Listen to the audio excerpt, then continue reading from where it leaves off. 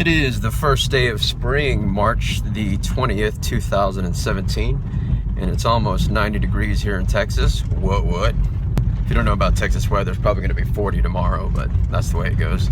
Anyways, we've got a very blistering wind tonight. It's going to be anywhere from 12 to, I believe, 25 miles per hour, and vegetation, as you can see, is really starting to thicken up out here. So I'm going to face one of my fears and basically hunt the backside of this property, which I don't think anyone has.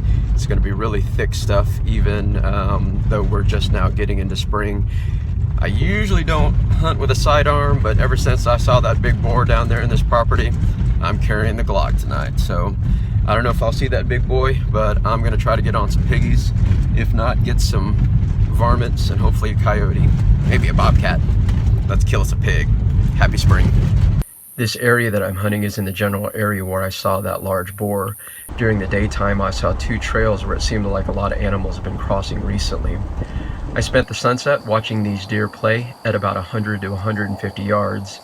And when these hogs had shown up, I was completely unprepared. There had been some armadillos in the area making a bunch of noise, and I was actually slapping away some mosquitoes because I forgot to bring bug spray. And we'll pick up the action from here.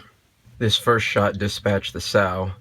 The second shot hit another two, and I needed to wait to get a clearance on these piglets because I wasn't going to shoot through this high grass.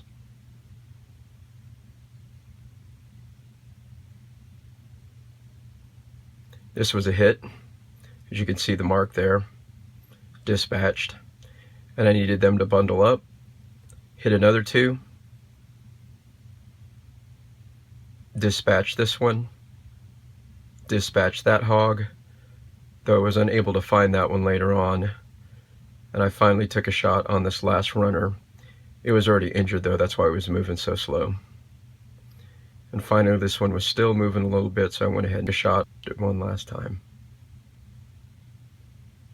Completely removed the sounder, all of its little piglets. I recovered all of them but one. This is the first sow that I've shot with the 123 grain SST bullet. I'm gonna guess she's probably about 70, 80 pounds, not too big. But there's the exit wound. Massive, look at the blood spill.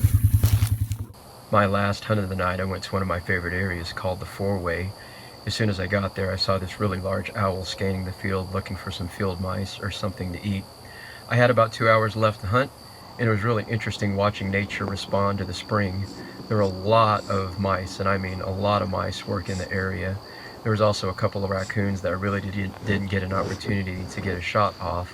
And this armadillo was making so much noise, I was worried I wasn't going to be able to hear if a hog or if anything came into the field. During the last 30 minutes, I turned on the coyote call, and I used the rabbit in distress, and it took less than 7 minutes for this bobcat to show up.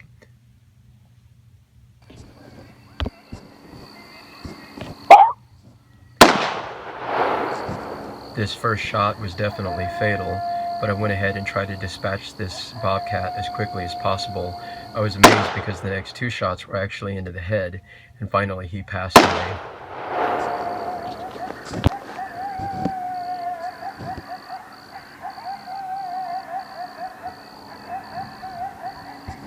I spoke to the landowner about the amount of howling that I've heard from coyotes in the area.